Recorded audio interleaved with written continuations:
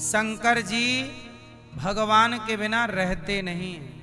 अब कई लोग कहते हैं महाराज हम पहले ओम नमः शिवाय जपते थे, अब हम श्रीमन नारायण जपें कि राधा राधा राधा राधा जपें, क्योंकि हम पहले ओम नमः शिवाय जपते थे।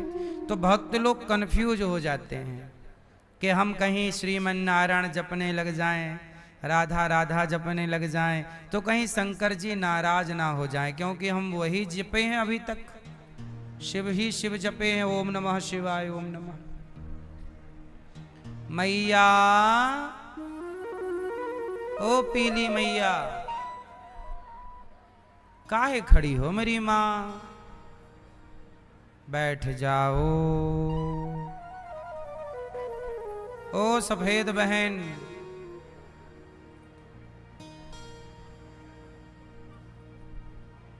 ओ घोचूलाल काहे खड़े हो बीचों बीच, बैठो बेटा।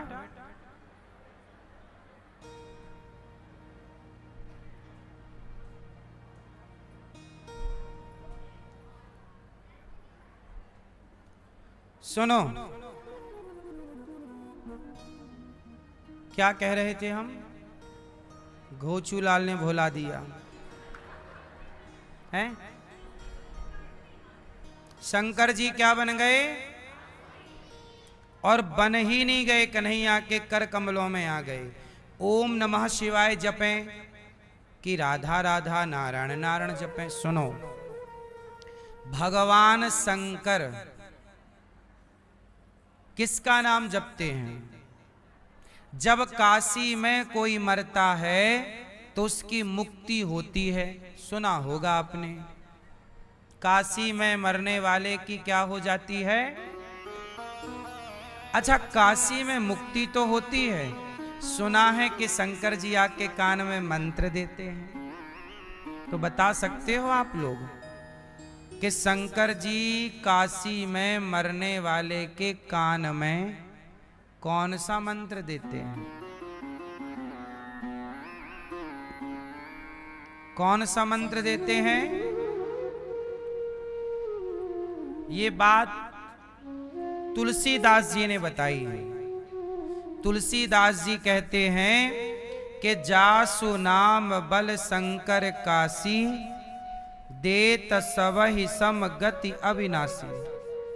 काशी में जब कोई मरता है तो शंकर जी मरने वाले के कान में जाकर राम मंत्र दे देते हैं। कौन सा मंत्र?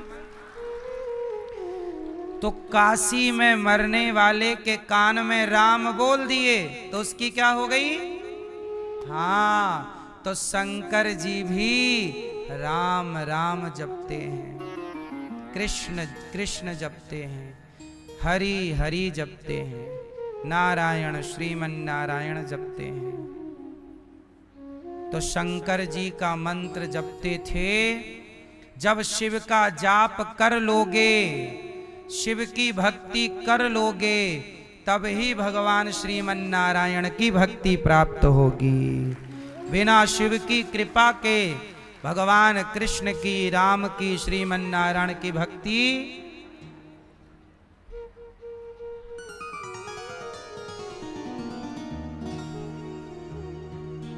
हमने भी अपने बचपन में मंदिर में पूजा की है, तो वहां शिव जी भी हैं, तो हमने खूब शिव जी को सुंदर कांड सुनाया है और हनुमान जी को, और शिव जी की खूब सेवा की।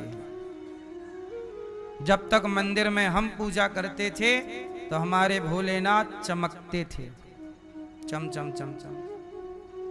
एक सीसी तेल पिलाते थे मस्त, पूरे शरीर में मालिश करते थे तेल से, चमेली का तेल मालिश पूरे शिव जी को। नया साबुन, मैं साबुन से नहाता तो शंकर जी की बोलता मैं भी साबुन से आपको नहलाऊंगा। बच्चे थे तो शिव जी को भी साबुन लगाते, और बाल्टी बाल्टी पानी, कई बाल्टी, नल का पानी मतलब हैंडपंप, मंदिर के पास में हैंड जाते बाल्टी भरते लाते, शिव जी को साफ करते और फिर बढ़िया तेल लगा के मालिश करते शंकर जी, और फिर मालिश करके खूब पूजा आरती करें। शंकर जी को सजा के रखते थे, जल चढ़ाना, तेल से मालिश करना, पुष्प से श्रृंगार करना, और फिर उन्हें सुंदर कांड सुनाना। वही शिव की कृपा हुई कि भगवान शिव ने दास अनिरुद्ध को वृंदावन धाम भेज दिए। ये भोलेनाथ की कृपा ही तो है।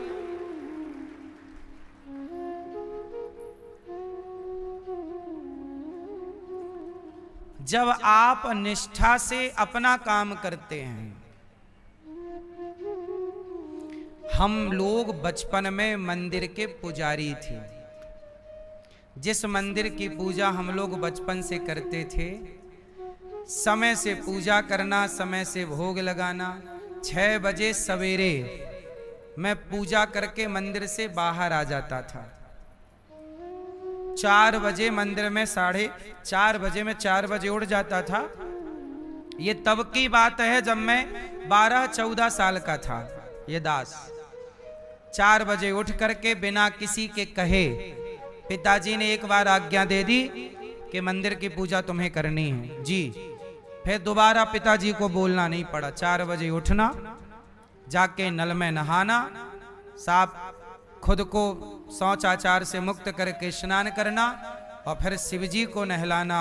भगवान राधा कृष्ण भगवान थे, हनुमान जी, सब परिवार, सबकी सेवा करना, और बढ़िया सुंदर कांड का पाठ, हनुमान चालीसा का पाठ सुनाना। और 6 बजे सवेरे तो मैं पूजा करके पाठ करके मंदिर से बाहर ताला लगा के आ जाऊं, और 6 बजे थोड़ा सा कुछ खा के और 6:15 6:30 बजे गैया चराने चला जाता, और 8:30 बजे तक 9 बजे तक गैया चराता, और गैया चरा के आता, गैया बांधता और तैयार होके स्कूल चला जाता। स्कूल जाके स्कूल में पढ़ के 4 बजे छुट्टी होती, 4:30 बजे तक साइकिल से घर आता। शाम को जाता, चारा काट के लाता, चारा काटता और चारा गैया को खिलाता। वो गौ सेवा, वो भगवान की सेवा। तब मैं सेवा तो करता था, लेकिन उस समय मेरे मन में कोई भी काम, 12-14 साल के लड़के बच्चे के अंदर क्या कामना होगी बताइए। वो मेरे पिता की आज्ञा थी कि पूजा करनी है, सो करते थे। अब उससे मिलना क्या है, क्यों करनी है, कोई कामना, कोई भगवान से भी कुछ मांगा जाता है, ये भी नहीं पता था उस समय। सच बताऊं मैं, नहीं पता था कि भगवान से भी कुछ मांगा। बस सेवा करते थे, कस के भोग लगाते थे, बिना भोग लगाए खाते नहीं थे। तो जो भगवान को भोग लगाते वही खाते। और ऐसे गौ सेवा की और भगवान जी की सेवा की। और मुझे बचपन में संतों की सेवा का बड़ा शौक था। कोई भी साधु मिल जाए, मैं साधुओं की पकड़ के घर ले आता और मैया से कहता कि संत आए हैं, चलो भोजन बनाओ, और भोजन बना के उनको खिलाते पिलाते। एक बार तो गजब हो गया, मैं 8 साधु घर में ले आया, और जब मैया के पास गया तो मैया ने कहा घर में कुछ नहीं है, तुम ले आए। अच्छा, हम लोग ही हम खुद भीख मांगते थे, घर में कुछ था नहीं। तो हम अपनी मौसी, मतलब गांव में ना अगल बगल के लोगों को चाची मौसी कहते हैं। गांव में यही ना परंपरा है, अगल बगल के लोगों को क्या बोलते हैं, मौसी, चाची, बुआ। तो हम मौसी के घर से आटा ले आए, मौसी आटा दो जरा। गांव में चलता है आटा वगैरह एक दूसरे से ले आते हैं। तो आटा ले आए और हमारे घर में संत आ गए, मैं संतों को पकड़ के ले आया।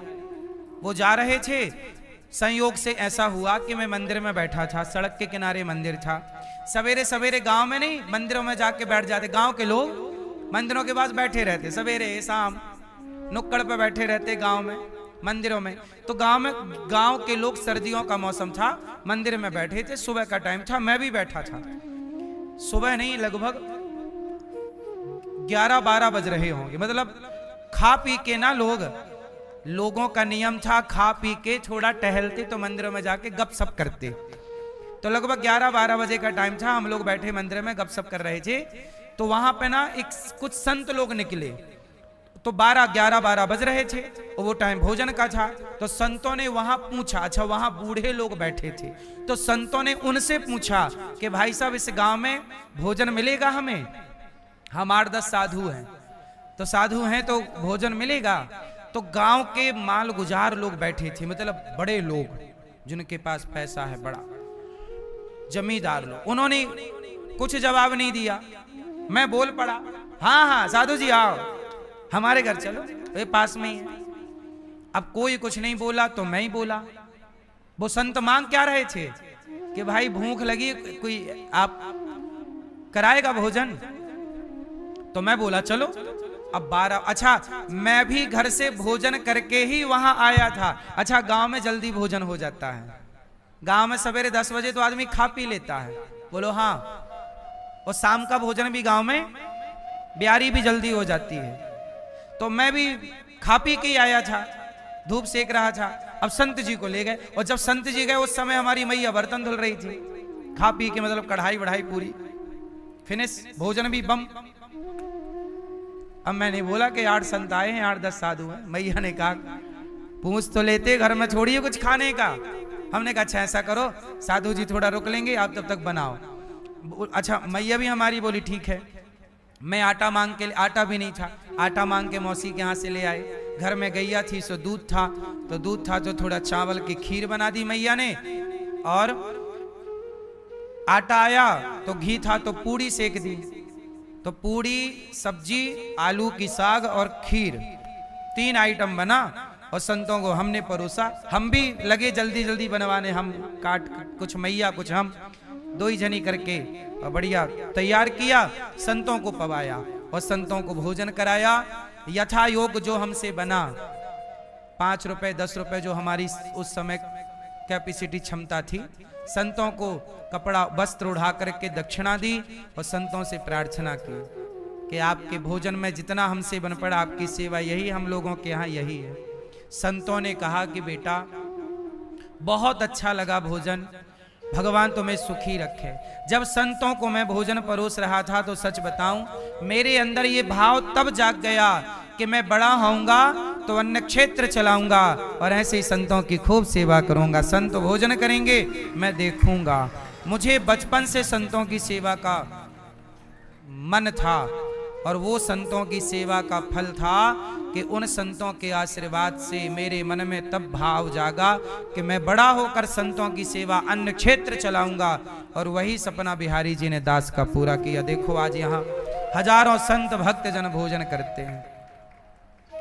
अपने लिए जब आप सोचते हैं ना तो भगवान अपने हिसाब से फिर देते हैं कि तुम्हें कितना चाहिए। लेकिन जब आप समाज के लिए, जगत के लिए सोचते हैं तो भगवान आपको बड़ा बनाते हैं। इसलिए अपने लिए कुत्ता बिल्ली भी सोचते हैं, सभी में बांट कर खाए उसे इंसान कहते हैं। पराया दर्द अपनाए उसे इंसान कहते हैं। हमें पता चल जाए कि कथा हो रही है कहीं 30 किलोमीटर दूर भी यदि कथा होती थी तो मैं साइकिल से कथा सुनने 30 किलोमीटर दूर जाता था। मुझे संतों की सेवा का और कथा सुनने का, जब मैं भागवत नहीं पढ़ता था, ये तब की, मैं तो 2006 में वृंदावन भागवत पढ़ने आया। उसके पहले तो मैं स्कूली पढ़ाई ही कर रहा था।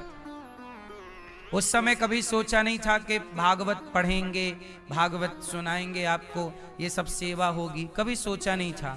उस समय मैं सुनने का शौकीन था, आज भी सुनता हूँ। लेकिन मैं आपको बता रहा हूँ जब मैं छोटा था तब मैं साइकिल लेके 30 किलोमीटर दूर भी क्या करने जाता था? भागवत सुनने। कोई संत आते थे तो उनका प्रवचन सुनने जाता था। और दिन भर सत्संग। उस जमाने में मोबाइल का जमाना नहीं था कि यूट्यूब का जमाना नहीं था। उस जमाने में तो सुनना ही पड़ता था सामने बैठ के, क्यों कोई रिकॉर्डिंग नहीं होती थी उस जमाने में। कोई सीडी कैसेट का जमाना तो था पर हमारे पास इतनी क्षमता नहीं थी कि सीडियां खरीद सके। तो बचपन से सत्संग सुनने का, इसलिए 2 काम भगवान ने दिए। नित्य सत्संग होता है गौरी गोपाल में, नित्य सेवा होती है। सेवा कथा रसम हो नित्य राम पिबत्वम। भगवान ने दो मुझे काम दे रखे हैं और ये दोनों मेरे बचपन के फेवरेट, कथा सुनना और सेवा करना। इसलिए ये दास कथा सुन भी रहा है, आपको सुना भी रहा है। वही काम भगवान ने दिए। आप निश्चल होकर के जब भगवान की आराधना में लगते हैं तो आपकी कामनाओं से ज्यादा भगवान आपको देते हैं। भरोसा तो रखिए। क्या रखना है आपको? पूरा भरोसा। आज भगवान ने बांसुरी बजाई और शिव की कृपा से सब कुछ संभव है। ये दास आपको यही निवेदन कर रहा था कि शिव को और नारायण को अलग अलग मत समझो, हरि हरि और ना भेदा। आज बांसुरी बजा के भगवान ने गोपियों को बुलाया। भगवान पिता रात्रि शरदोत्फुल्ल मल्लिका वीक्षरन्तुं मनश्चक्रे योग मायामुपाश्रितः। इसलिए कहता हूं कि आप भी सेवा किया करो, बच्चों को सेवा करना सिखाओ। सेवा करने वाला इस धरती पे कभी दुखी नहीं रह सकता, याद रखिएगा। सेवा करने वाला इस धरती पे कभी परेशान, दुखी, कोई उसका कुछ बिगाड़ नहीं सकता। सेवा करने वाले के रक्षक भगवान है। इसलिए आप भी अपने बच्चों के हाथ से गौरी गोपाल आश्रम में जो संतों की सेवा होती है, यहाँ भी हजारों संत भोजन करते हैं, हजारों संत भोजन प्रसाद पाते हैं। एक दिन के भोजन की सेवा आप कर सकते हैं, कल का भोजन आप बटा सकते हैं संतों को, कल का अन्य क्षेत्र आप बंटवा सकते हैं कि कल साधु संतों को भोजन आपकी ओर से। आप भी सेवा करिए, बच्चों से कराइए। भगवान जीवन में हर संकट को टालते हैं सेवा से। देखिए कितने संत यहाँ नित्य प्रसाद पा रहे हैं, हजारों संत पर डे भोजन कर रहे हैं। इससे बड़ी सेवा क्या होगी? बच्चों को जोड़िए इन सेवाओं से।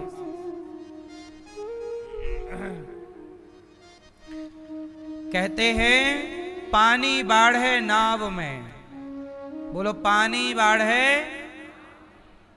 यदि नाव में पानी भर जाए तो क्या करोगे? बोलो मैया, नाव में पानी भर जाए तो क्या करोगी? हैं? अरे काहे डूबेगी? नाव में पानी भरे तो क्या करना चाहिए? क्या करना चाहिए? पानी को उलीछना चाहिए। पानी बाढ़े नाव में, घर में बाढ़े दाम। नाव में पानी भर जाए और घर में पैसा आ जाए तो दोनों हाथ से उलीछना, वरना पानी नाव को डुबा देगा और पैसा जिंदगी को डुबा देगा। इसलिए नाव को बचाना है तो पानी को उलीछो, मतलब खाली करो। और जिंदगी को बचाना है और पैसा है तो पैसे से पुण्य करो, वरना वही पैसा आपसे पाप करा के डुबा देगा। पैसा सही जगह खर्च नहीं होगा तो पैसा अपने रास्ते ढूंढ लेता है। ये बात सही है कि गलत है? पैसा कभी तिजोरियों में बंद नहीं रहता, वो अपने निकलने का रास्ता, कितना भी पैसा आए पर आप उसे तिजोरी में लंबे समय के लिए बंद नहीं कर सकते। इसलिए कहता हूं कि पैसा आए तो सही जगह खर्च हो। सही जगह क्या? किसी की सेवा, किसी को रोटी, किसी के।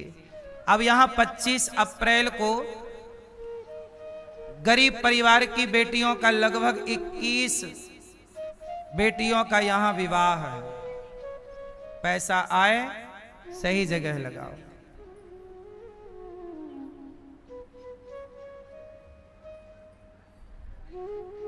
आपको अपनी बेटी के लिए, अपनी बहू के लिए, अपनी पत्नी के लिए मंगलसूत्र बनवाने पड़ते हैं। एक ये दास अनिरुद्ध को जब गरीब यहाँ बेटियों का विवाह होता है तो जितनी बेटियों का विवाह है सारी बेटियों को मंगलसूत्र दिया जाता है। सबकी सेवा, पायल, मंगलसूत्र, बर्तन, मशीनें, सिलाई मशीन, बेड, कूलर इत्यादि चीज आप लोग अपने लिए सोचते हैं। ये दास हर समय सेवा के भाव को लेकर के चलता है, इसलिए आपसे निवेदन है कि आप भी जुड़ें और बच्चों को भी सेवा से लगाएं। फिर देखो कि आपके जीवन में तरक्की कितने गुना होती है। आजकल लोगों ने दान पुण्य करना छोड़ दिया, इसलिए जहां की तहां है। आज भगवान ने यमुना के तट पर बांसुरी बजाई, भगवान पिता रात्रि। आज वह रात्रि आ गई, गोपियों को इंतजार था इस रात्रि का। अधरों पे बांसुरी रखी, भगवान ने क्या रखी? बांसुरी रखी और बजाई। भगवान ने बजाई, बांसुरी बजाई। वंशी ओ वंशी इतना बता तूने कौन सा पुण्य किया है, खुश होकर कान्हा ने तुझको हाथों में थाम लिया है। गोपियां बांसुरी से कह रही हैं, बंसी तूने कौन सा पुण्य किया कि जगत के पालनहार के हाथों में रहती है, उनकी अधरों से लगती है। कौन सा पुण्य तूने किया?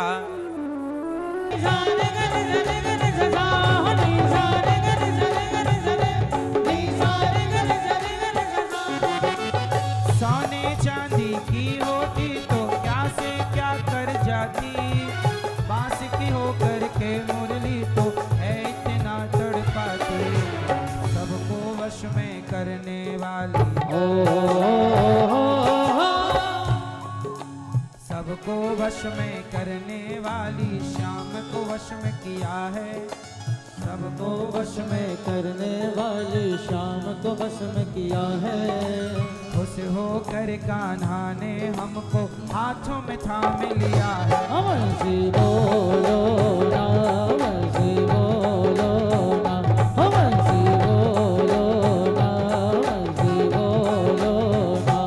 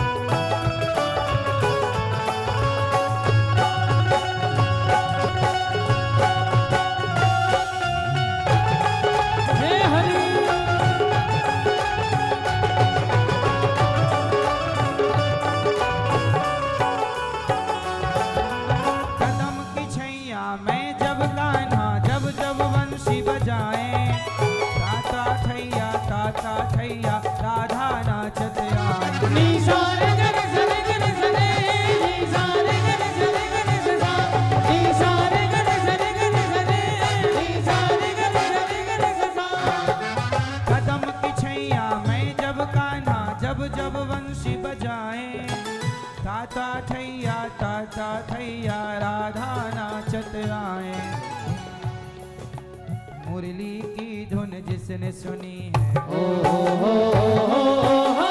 मुरली की धुन जिसने सुनी है, घायल वो तो हुआ है। मुरली की धुन जिसने सुनी है, घायल वो तो हुआ है। खुश होकर कान्हा ने हमको हाथों में थाम लिया है। वंशी बोलो ना, वंशी बोलो ना, वंशी बोलो ना, वंशी बोलो ना।